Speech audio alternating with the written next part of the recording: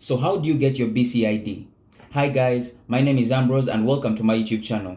So for those that have checked out my last video, I was speaking about two essential documents that you will need after you leave quarantine when you come to British Columbia. And one of the documents was the BCID, which is the British Columbia Identification Card in full. So what this piece of ID does for you is, first of all, let's begin with what it is, right? It's a government issued ID that lets you have access to certain services and certain establishments because it's valid in the country. It's government issued. Now that we've established what it is, I would like us to go ahead and get into the simple process of applying for one, because it's an online process and it's actually not complicated. So let's get into it. And yeah,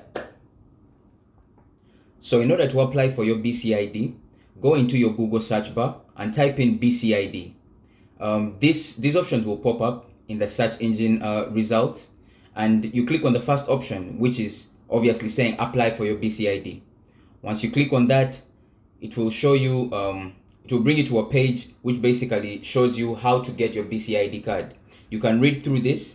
After you've done that, just come to the first option under the Your License tab and click on it, which that tab says renew a license or ID.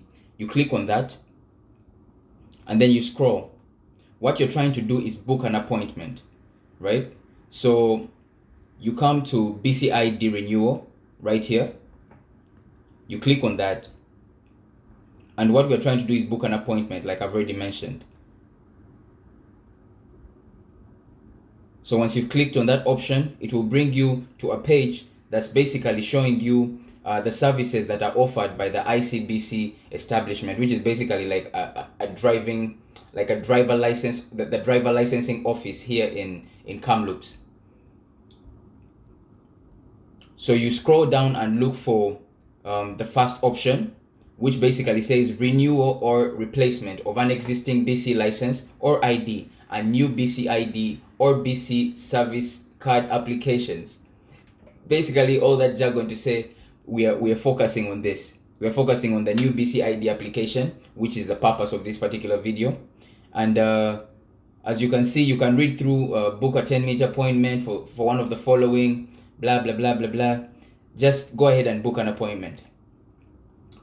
Once you've clicked on that button, it will bring you to a page that is now asking for particular details. So you select the service that you're trying to get. You select the service that you're trying to be provided with. Select part A. Select option A because it's renewal of a BCID, renewal or replacement of the BCID, or application for a new BCID. Bruh, I've talked a lot. Anyway, apply for a new ID. Once you click on that, you click on the second option, which is telling you to select the location. Now, depending on where you're staying in British Columbia, you select your location. Personally, I'm staying in Kamloops, so I'll select this. And then to give you options, like the days that are available for you to pick.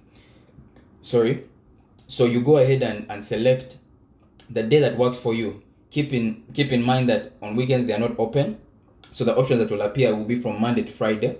So I'm just picking a random day because I already have mine. This is just for the tutorial. And yeah, after that you'll have to select a time. They will give you different options, about 4 options at the bottom. You click on one of them, and then you go ahead and you enter your contact details. Your contact details will involve the name, your last and first name, date of birth, the email address. You confirm your email address, and then you give your mobile number. So basically you're going to have to have got your SIM card, because they'll need to contact you. They'll need your contacts. Yeah, so after that you check the I agree box, and then you book your appointment. Personally, I'm not going to book because I already did this, but yeah, once you've booked the appointment, what's going to happen is they're going to send you an email that is going to look something like this, basically just confirming your ICBC appointment. It will have the date that you selected to go and carry out your BCID application, and then it will also have other important details that you can read through, including the location that you chose, including the particular day, and then the particular service that you're going for, right? And it will give you also certain important instructions, like you need to arrive 10 minutes before your appointment. And there are a couple of other things that you should keep in mind when you look at this email. There will be 2 green buttons. One will be saying confirm my required ID. When you're going to apply for your BC ID, you're going to have to carry 2 valid pieces of ID.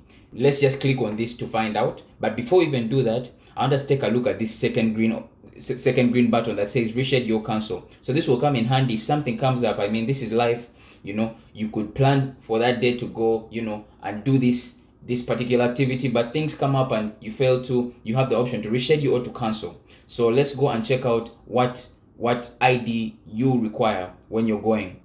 So once you click on that, this is what's going to show up.